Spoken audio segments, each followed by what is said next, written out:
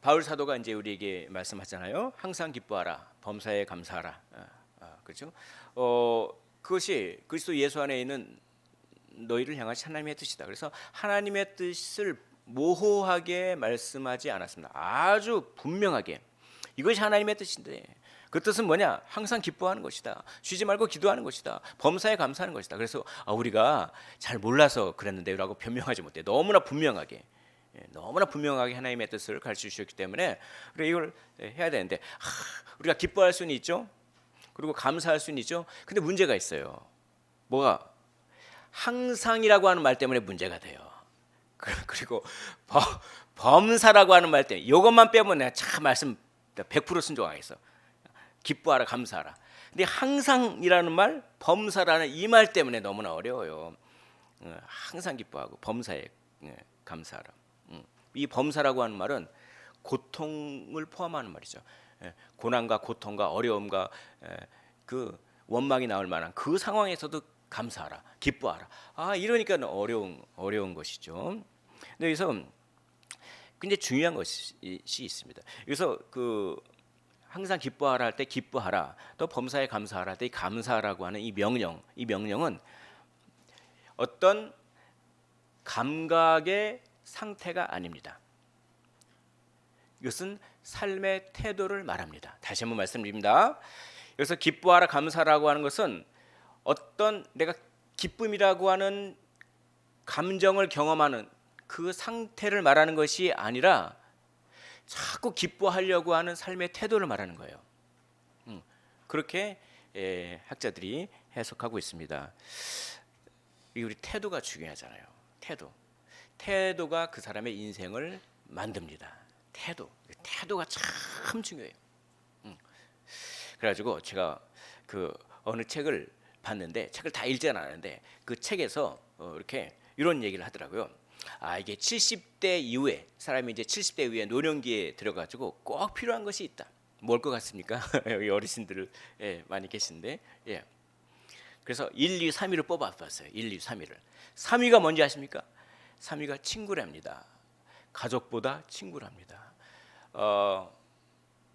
시시콜콜할 얘기를 주고받을 수 있는 친구가 그렇게 중요해요.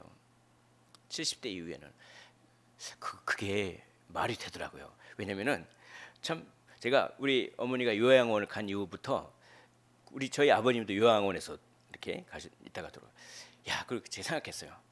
결국은 요양원 가는구나. 이런 아파트 살고 저런 아파트 살고 뭐 사고 가다가 결국 뭐 그런 생각이. 그래가지고 이제 운전을 하다 가다가 요양원 뭐 이름을 보는데 무슨 정확히 기억은 안 나요. 근데 그 요양원에 여기 친구가 많습니다. 이렇게 써 있어요. 친구. 그러니까 이게 가족은 자녀도 뭐 한 달에 한두 번 오는 거잖아요. 그래도 많이 오는 거잖아요. 근데 이게 시시콜콜한 이야기를 나눌 수 있는 친구가 중요하답니다. 그게 참 중요해요. 그럼 2위가 뭐냐? 2위가 뭘 것 같습니까? 2위가 건강이랍니다. 건강을 잃으면 다 잃어버려요. 건강을 잃으면. 그래서 70대 이후에는 돈도 아니고 뭐도 아니고 건강이다.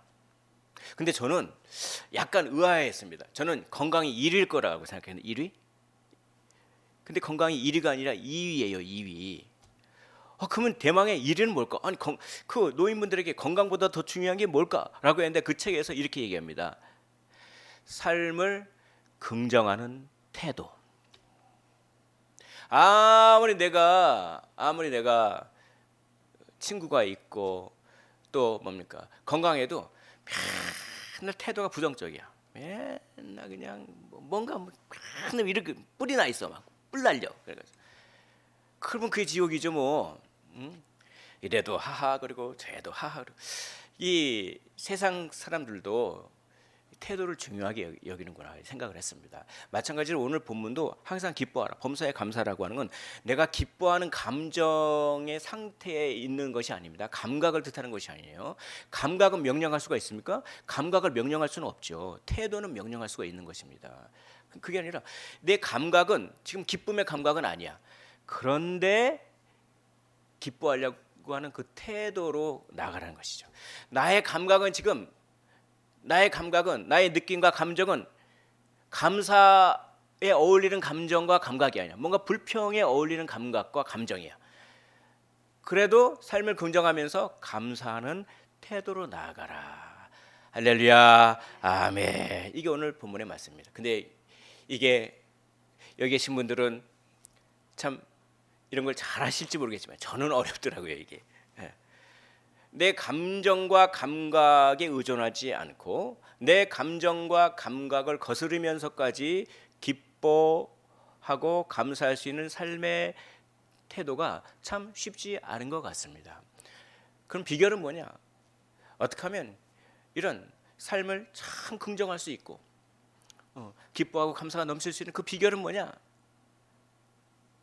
오늘 성경 본문을 통해서 많은 얘기가 나오지만 두 가지만 추려가지고 제가 말씀을 드리겠습니다. 하나는 근거가 중요하다.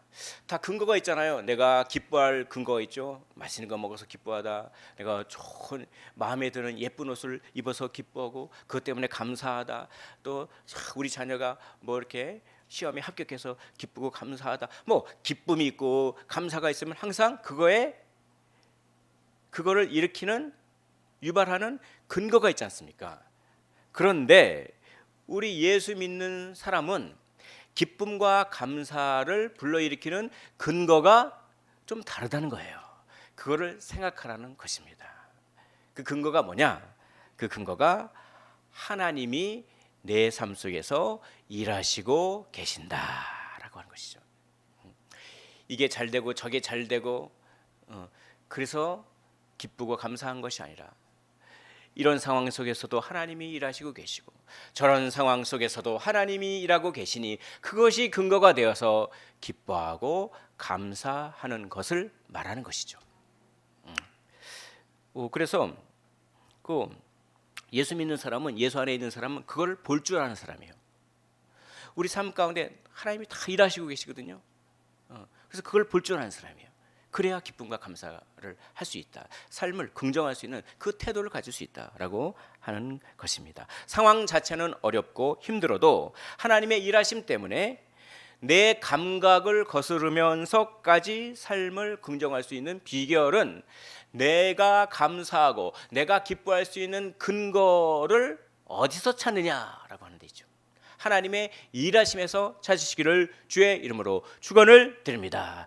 그것을 사도는 성령의 기쁨이다 얘기하고 있어요. 성령은 일하시는 분입니다.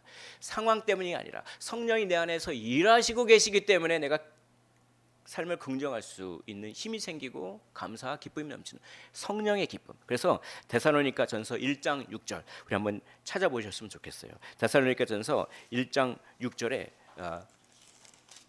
그런 말이 나옵니다. 오늘 본문에서 한 장 정도만 뒤로 넘기시면 나와요. 데살로니가전서 1장 6절 우리 신약성경 328페이지 부근이 되겠습니다. 우리 한번 찾으셨으면 데살로니가 1장 6절의 말씀입니다. 찾으셨으면 우리 한 목소리로 한번 읽어보도록 하겠습니다. 시작. 또 너희는 많은 환난 가운데서 성령의 기쁨으로 말씀을 받아 우리와 주를 본받은 자가 되었으니 너희는 많은 환난 가운데서 무슨 기쁨을 받았다? 성령의 기쁨을 받았다. 할렐루야. 상황은 환난입니다.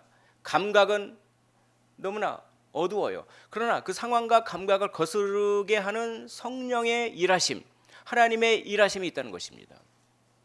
그 일하심을 바라볼 때 우리는 정말 그런 삶을 긍정할 수 있는 그런 태도를 갖게 된다라고 하는 것이죠. 자, 두 번째, 첫 번째는 뭐라고요?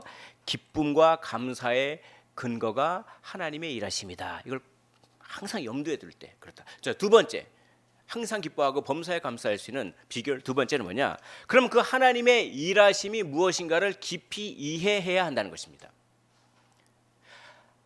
제가 질문을 해보겠습니다. 여기 계신 분들 이제 올 한 해가 이제 거의 이제 뭐 한두 달밖에 안 남았죠?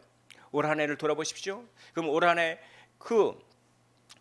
여기 계신 여러분들, 저와 여러분들, 여기 계신 우리 모두의 삶 속에서 하나님이 일하시고 계셨습니까? 그것을 경험하셨습니까? 예, 그렇죠?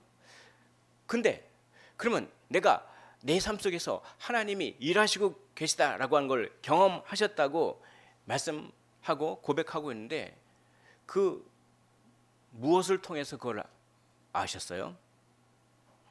그러니까 내가 내 삶 속에서 하나님이 일하시고 계신다고 하는 것을 무엇을 통해서 알았습니까?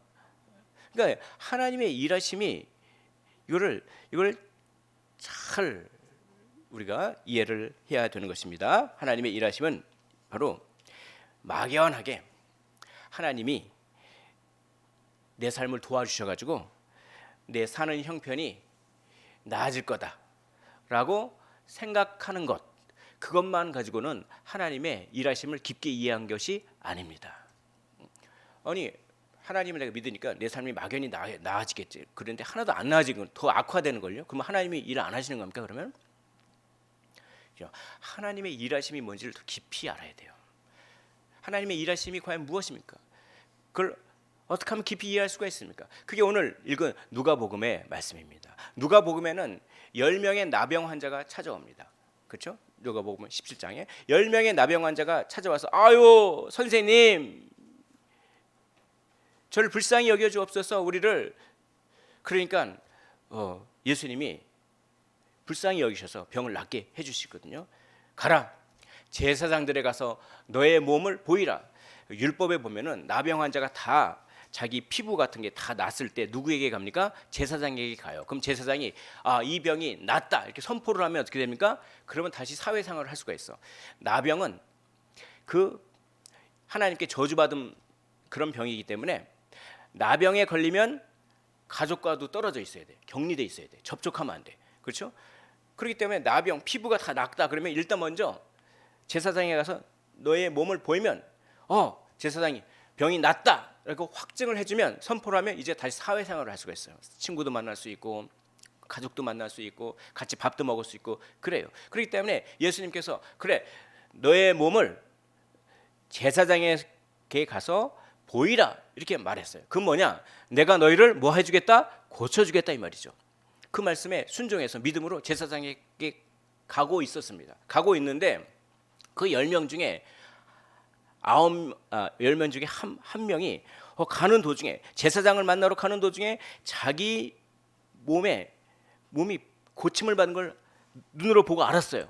할렐루야 그러면서 큰 소리로 하나님께 막 영광을 돌리면서 예수님께로 돌아오는 것입니다. 그러자 예수님이 이렇게 말해요. 야 내가 병을 다 낫게 해줬는데 나머지 9은 왜 나한테 안 돌아오고 너만 나한테 들어와서 하나님께 영광을 돌리냐. 야 네 믿음이 너를 구원하였다.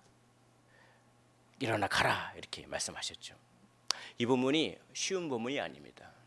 이게 그냥 10명 중에 9명은 감사하지 않았고 1명만 감사해가지고 구원받았다 이런 차원의 본문이 아니에요. 이 본문은 굉장히 깊은 본문입니다. 이 본문은 여기 굉장히 이상한 점이 많이 있습니다. 이상한 점 그걸 다 말씀드릴 수는 없고 먼저 예수님께서 돌아오라고 말씀하셨습니까? 본문 읽어보면 예수님께서 네가 병을 다 난 다음에 나한테 돌아오라고 말씀하지 않았어요. 예수님의 말씀을 어긴 게 아니에요. 그냥 가라고만 하셨어요. 가라고만. 그렇죠. 또 여기 또 보겠습니다. 그 10명 중에 한 명만 10명 중에 한 명만 자기가 병이 낫다고 하는 것을 중간에 보고 이렇게 말이 돼 있거든요. 오늘 누가복음을 보면은 그렇게 돼 있어요. 누가복음 17장 15절에 보면은 그 중에 한 사람이 자기가 나은 것을 보고라고 했습니다. 큰 소리로 하나님께 영광을 돌리며라고 돼 있습니다. 자, 다른 사람들은 못 봤다는 거예요. 다른 사람들은 병이 났음에도 불구하고 그걸 알아채지 못했다는 겁니다. 알아채지 못했기 때문에 그 몰라서 그럴 수도 있었던 거죠. 근데 나중에는 알았지 않았겠습니까? 나중에는 자기 몸을 누구에게 보였을까요? 제사장에게 가서 보이면 뭡니까? 병이 나는지 알았을 거 아니에요. 그렇죠? 근데 안 돌아왔어요. 여기 있는 사람은 중간에 자기 몸이 나는 거를 보고 돌아왔어요. 근데 이게 이상하단 말이죠. 왜 이상하느냐? 굳이 돌아올 필요가 없는데 돌아왔다는 거예요. 아니, 왜 그게 그럴까요? 그 나머지 9명은 하나님께 영광을 안 돌렸을까요? 영광을 돌렸겠죠. 영광을 돌리면서 할렐루야, 제사장에게 자기 몸을 다 보여준 다음에 난 걸 알고 할렐루야, 하나님께 영광을 돌립니다 라고 어디로 갔을까요? 성전에 가서 예배를 드렸겠죠. 화목제를 드리고 그 기쁘니까.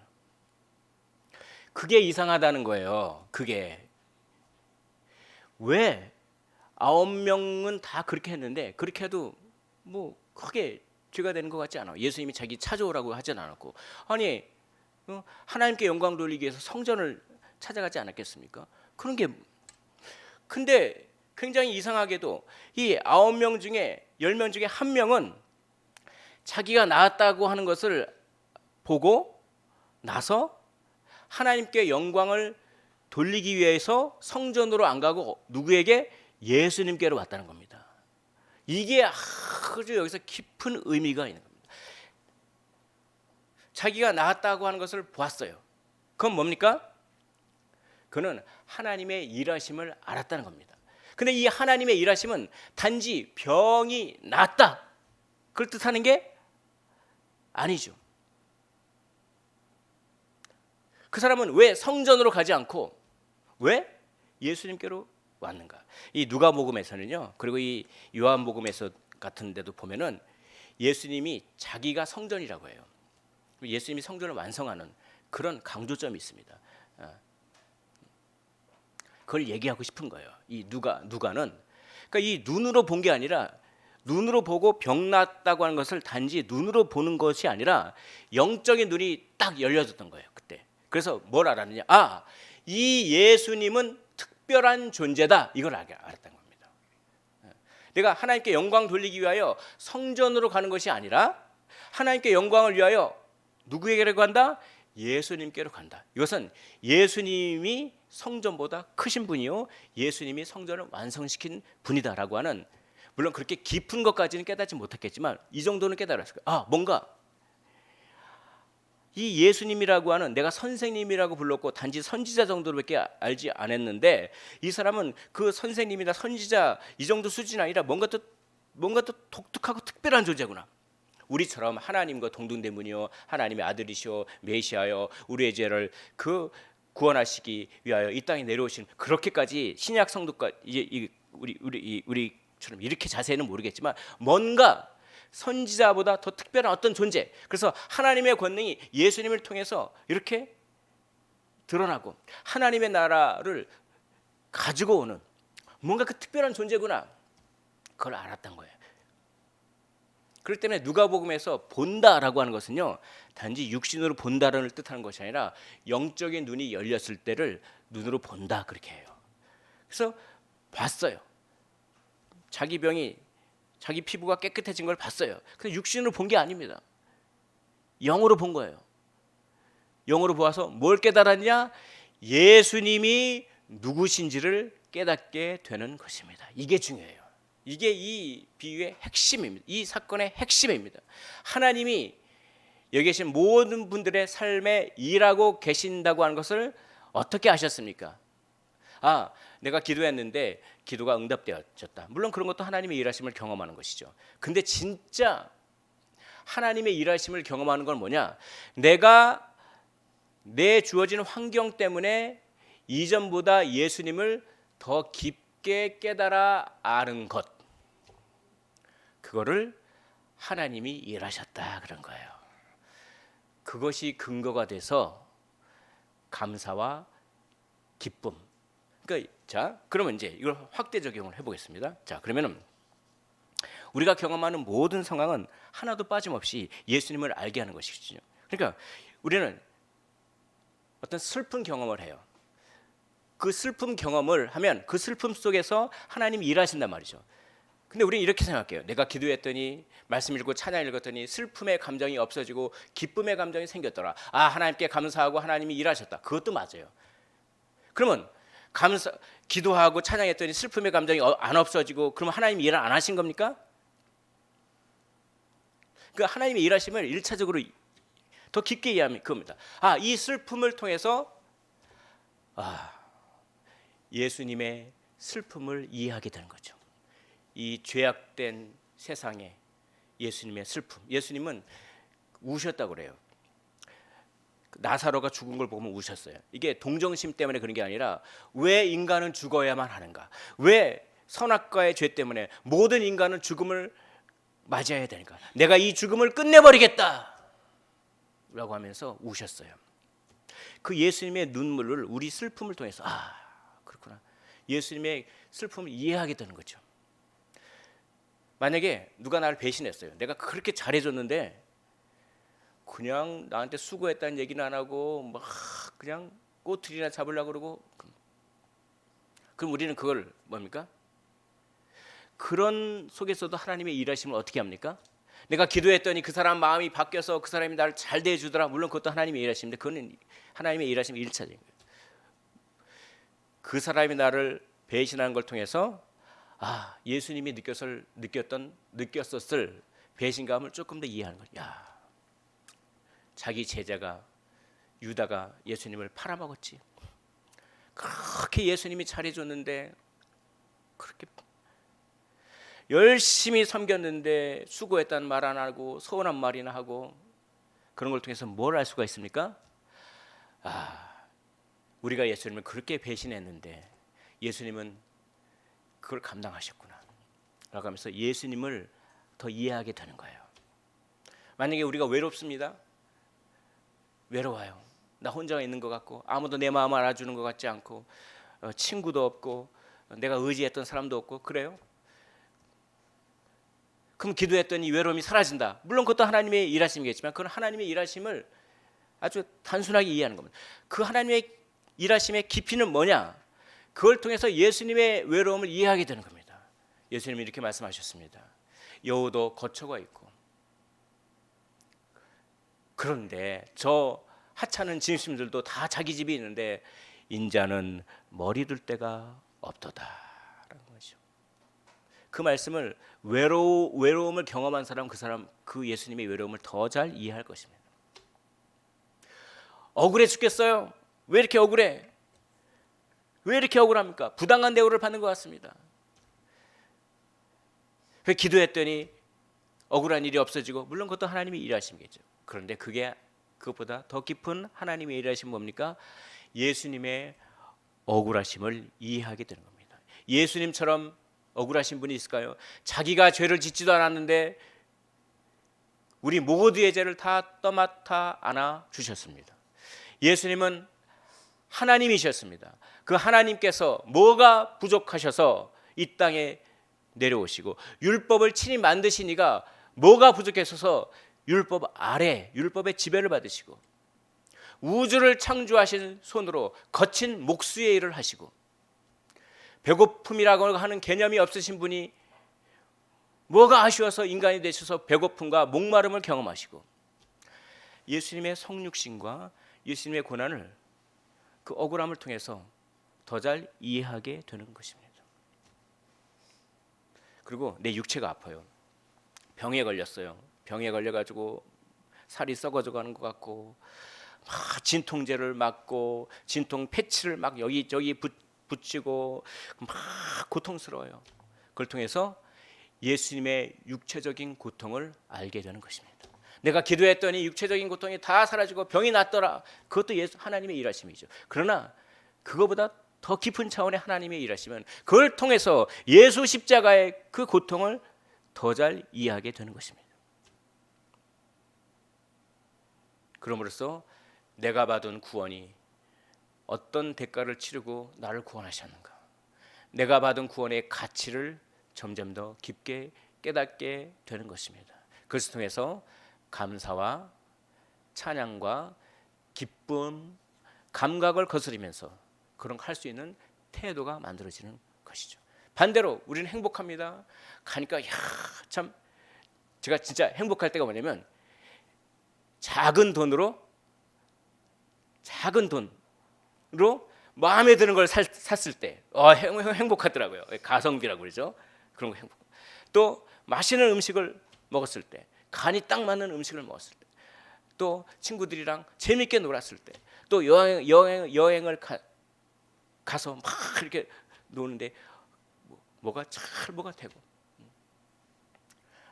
뭐 즐거울 때, 막 그런 모든 행복들은 하나님이 일하시는 거죠. 하나님이 일하시는데 나에게 하나님께서 이런 행복을 주셨다. 그것도 하나님의 일하심인데 그것을 통해서 우리는 더 깊은 차원의 하나님의 일하심을 알게 됩니다. 뭐냐? 예수님의 부활의 영광을 더 이해하게 되는 거죠. 예수님이 부활하시고 승천하셔서 영광을 받으시고 우리에게 천국을 선물로 주셨는데 우리가 누리게 될 천국의 기쁨과 행복을 우리가 지금 소소하게 누리는 기쁨과 행복을 통해서 더 잘 이해할 수가 있는 것입니다. 그러므로 기쁠 때나 슬플 때나 행복할 때나 몸이 아플 때나 몸이 편할 때나 뭔가 허무할 때나 몸이 건조할 때나 억울할 때나 그렇죠? 상한 심령이 있을 때나 모든 것이 다 예수님을 알게 하는 통로로 사용되는 것입니다. 이것을 사도 바울은 이렇게 얘기합니다. 하나님을 사랑하는 자, 곧 그 뜻대로 부르심을 입은 자들에게는 모든 것이 합력하여 선을 이루니라. 아멘.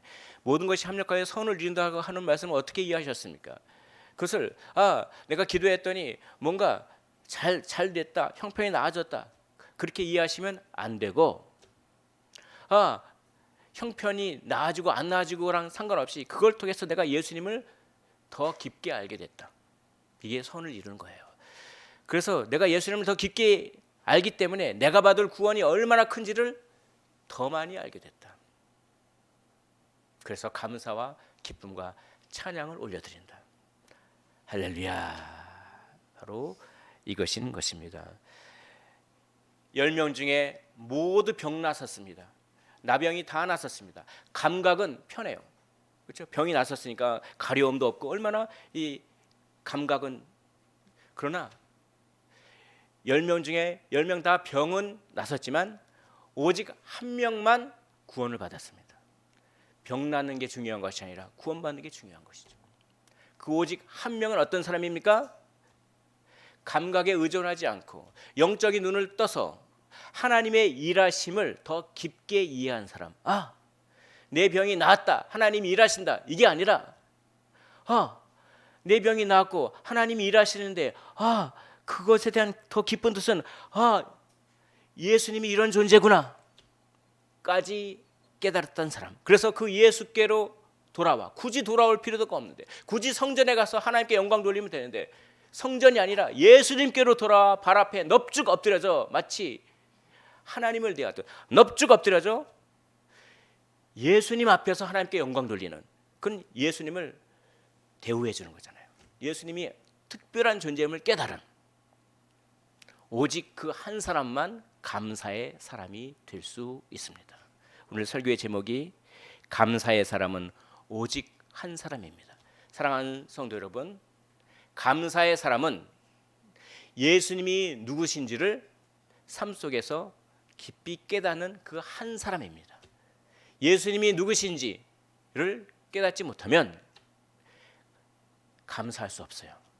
아니 감사해봤자 조건적인 감사밖에 할 수 없습니다. 항상과 범사가 없습니다. 그러므로 데살로니가 전서에서는 이렇게 얘기합니다. 이것이 너희를 향한 하나님의 뜻인데 모든 사람들에게 대한 하나님의 뜻이 아닙니다. 예수 그리스도 안에 있는 즉 예수 그리스도를 믿는 사람에게만 이 명령이 해당되는 거예요. 예수 그리스도를 믿는 사람에게만 이 명령이 왜 해당되느냐? 그렇죠? 예수 그리스도를 믿는 사람만이 예수님에 대한 지식, 예수님에 대한 예수님을 알아가는 것 그것이 감사와 기쁨의 근거가 될 수 있기 때문인 것입니다. 사랑하는 성도 여러분, 항상 기뻐하십시오. 범사에 감사하십시오. 그 근거는 무엇입니까? 하나님의 일하심입니다. 하나님의 일하심의 깊은 차원은 무엇입니까? 형편이 나아지는 것이 아니라 형편과 상관없이 예수님을 더 많이 깨달아 아는 것입니다. 예수님을 더 많이 깨달아 알아. 내가 받은 구원의 크기를 더 크게 느끼고 내가 앞으로 가게 될 나라의 위대함을 더 많이 느끼는 그런 감사와 기쁨. 그래서 우리 그리스도인이 경험하고 누리는 기쁨과 감사는 상황이나 감각에 의존하는 기쁨과 감사가 아니라 가치를 깨닫는 기쁨과 감사인 것입니다. 그런 기쁨과 감사가 넘치셔서 모든 상황 속에서 삶을 긍정하시는 아름다운 태도, 힘 있는 태도로 살아가시를 주의 이름으로 축원합니다.